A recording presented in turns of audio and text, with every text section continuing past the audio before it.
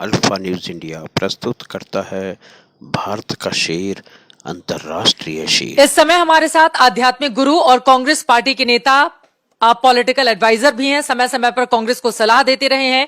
लेकिन आज नई संसद के उद्घाटन के अवसर पर आपने जो ट्वीट किया है उसको लेकर बहुत बवाल मचा हुआ है।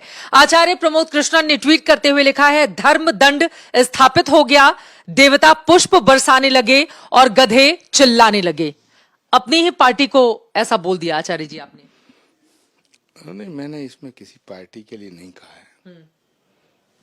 मैंने इसमें एक विचार प्रकट किया है कि जब देश का सवाल हो, राष्ट्र का सवाल हो, मातृभूमि का सवाल हो, तो वहाँ सारे मुद्दे गौड़ हो जाते हैं। हमारी आपसी रंजिशें, मत भिन्नता, मतभेद सब खत्म हो जाते हैं। तो आज भारत के स्वाभिमान की, भारत के सम्मान की, भारत के गौरव की खुशी और उत्सव मनाने का दिन है। हमें नई संसद मिली है। आप किसको बोल रहे हैं ये तो क्लैरिफाई करना पड़ेगा ना। गधे चिल्लाने लगे, ये कैसा शब्द है, लोग समझना चाहेंगे। क्योंकि कांग्रेस पार्टी की ओर से भी लगातार निशाना साधा जा रहा है। आरजेडी हो, जेडीयू हो, दूसरे विपक्षी दल जिन्होंने बायकॉट किया है वो सवाल खड़े कर रहे हैं।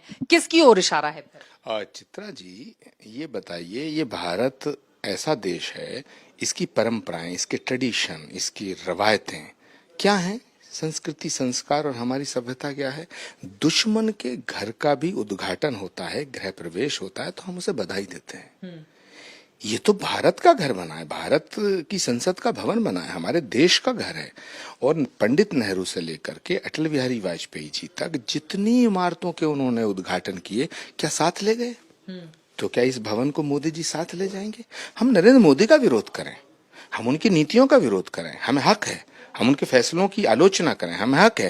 लेकिन देश की नवनिर्मित संसद का बायकॉट करना देश की जनता को बुरा लग रहा है। तो जो जन भावनाओं को आहत करने वाला फैसला जिसने लिया है, उन्हें मैं क्या कहूं। और कांग्रेस पार्टी के नेताओं ने आपसे सलाह नहीं ली थी, आप तो पॉलिटिकल एडवाइजर हैं। देखिए, अब ये एक बड़ा विचित्र और गंभीर सवाल है। किसकी सलाह कौन लेता है, किसकी सलाह से चलता है, ये हमारी पार्टी का आंतरिक मामला है। इसे अगर मैं सार्वजनिक करूंगा तो मुझे लगता है कि मैं उस मर्यादा का उल्लंघन करूंगा। आचार्य जी, लेकिन ट्वीट करके तो आपने, अब कांग्रेस पार्टी के तमाम लोग पूछेंगे ना कि आचार्य जी ऐसे ट्वीट क्यों करते हैं।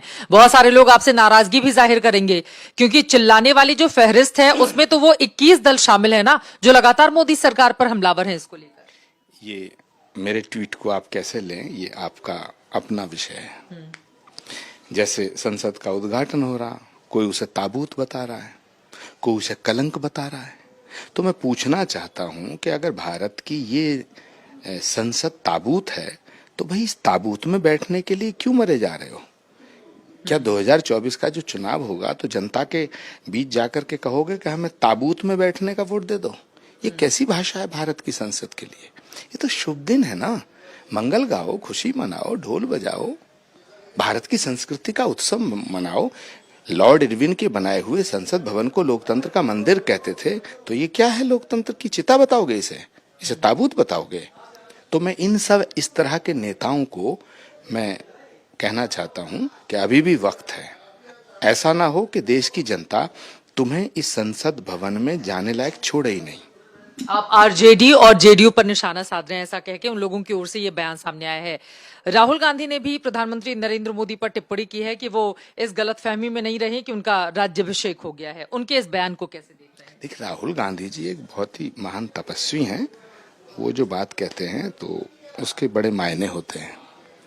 उन्होंने किस परिप्रेक्ष्य में ये कहा है, मैं उसे अभी नहीं समझ पा रहा हूँ। कांग्रेस ने एक फोटो ट्वीट की है जिसमें पंडित नेहरू खड़े हुए हैं और बिल्कुल जूते के पास, पैर के पास छोटे से नरेंद्र मोदी दिखाई दे रहे हैं।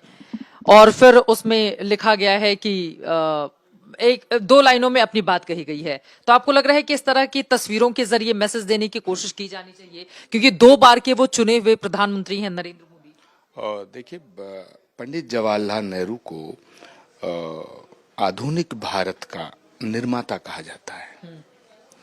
उनका सम्मान होना चाहिए, उनका कद बहुत बड़ा है। लेकिन इसका मतलब ये नहीं है कि भारत के चुने हुए प्रधानमंत्री का अपमान किया जाए। तो यदि कोई देश के वर्तमान प्रधानमंत्री का अपमान करता है तो उचित नहीं है, ये देश को बुरा लगता है। आचार्य जी, मुझे आपकी बातों से ऐसा क्यों लग रहा है, थोड़ा जो दर्शक सुन रहे होंगे, कि आचार्य जी बीजेपी वाली भाषा बोल रहे हैं। सब कुछ ठीक चल रहा है आपका कांग्रेस का, कांग्रेस में यह लग रहा है कि 24 के पहले आचार्य जी इधर उधर शिफ्ट होने वाले हैं? चित्रा जी, परिवार जो होता है वो एक व्यक्ति से बड़ा होता है और पार्टी परिवार से बड़ी होती है और देश पार्टी से बड़ा होता है। जब सवाल देश का है, जब राष्ट्र का है, तो राष्ट्र सर्वोपरि। मातृभूमि पर बलिदान जिन लोगों ने दिया वो हंस रहे, वो रो रहे होंगे। सुभाष चंद्र बोस की आत्मा रोती होगी, महात्मा गांधी की आत्मा रोती होगी, शहीद भगत सिंह, अशफाक उल्ला खां जिन्होंने इस मिट्टी के लिए अपने प्राणों को न्यौछावर कर दिया। 23 साल की उम्र में भगत सिंह ने फांसी के फंदे को चूमा, तो क्या उसने ये तसव्वुर किया होगा, क्या उसने ये कल्पना की होगी कि इस देश की संसद का निर्माण होगा, नई संसद बनेगी और इस देश के कुछ नेता उसका विरोध करेंगे?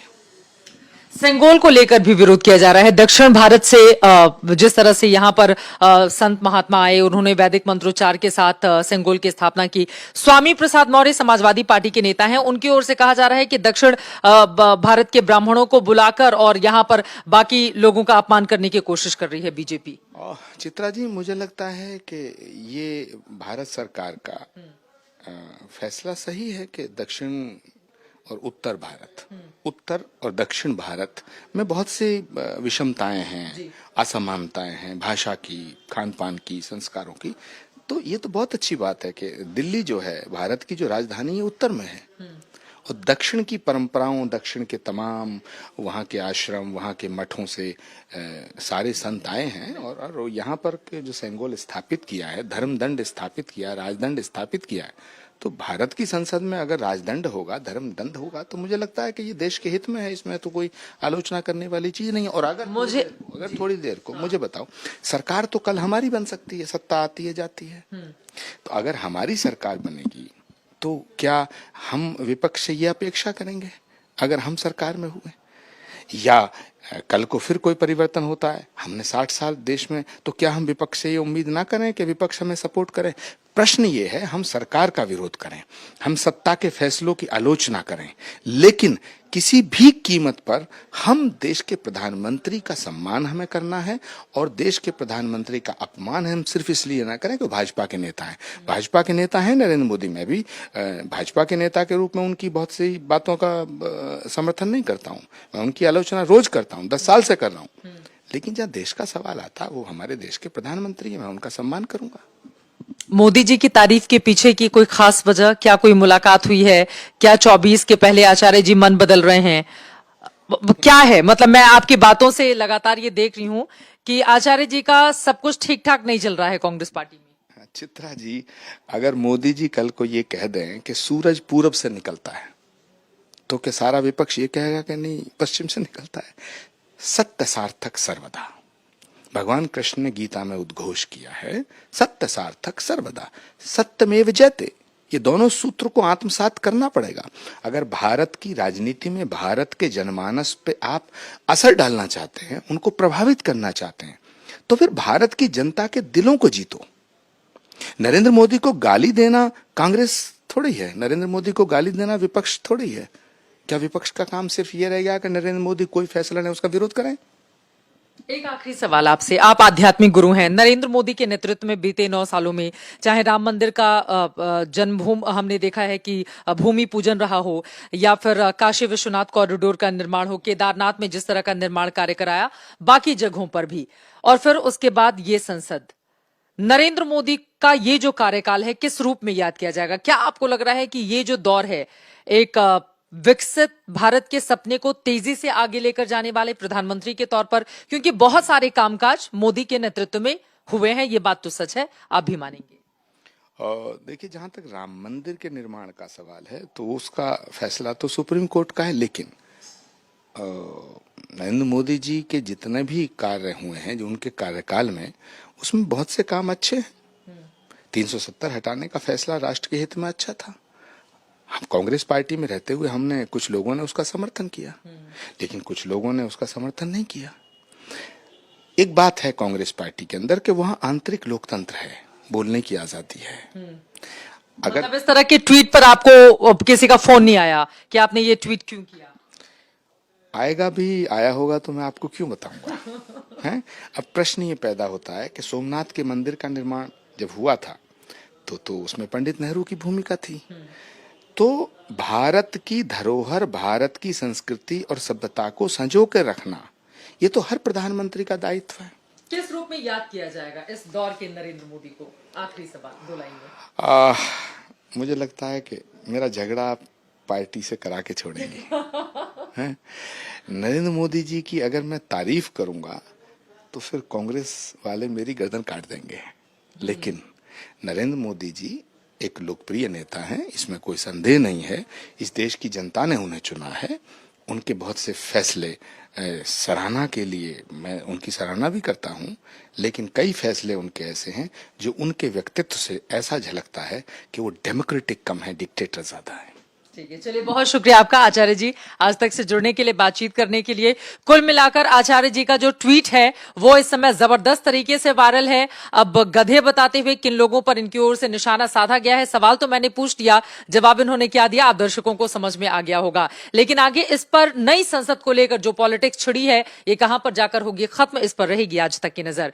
कैमरामैन संजय कुमार के साथ चित्रा त्रिपाठी, दिल्ली आज तक।